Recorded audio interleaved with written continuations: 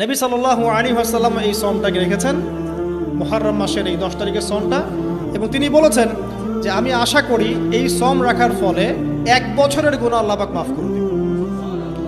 এবং একজন সাহাবী এসে জিজ্ঞাসা করছিলেন যে কোন মাসের রোজা রমাজান মাসের পরে সর্বোত্তম। নবী সাল্লাল্লাহু আলাইহি ওয়াসাল্লাম বলছেন রমাজান মাসের পর সর্বোত্তম সওম হচ্ছে মুহররম মাসের সওম।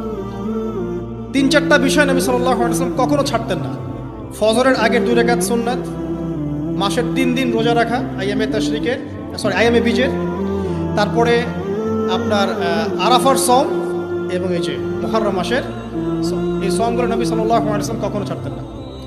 আরও এসেছে একটা বর্ণনা, আমি এটা পেয়েছি ফয়জুল কালামের মধ্যে, যে আশুরার সওম রাখার পাশাপাশি ওই দিন যদি আপনি পরিবার বর্গের উপর খরচ করেন, ইনশাআল্লাহ আপনাকে সারা বছর আল্লাহর পক্ষ থেকে রিজিকের প্রশস্ততা দেওয়া হবে।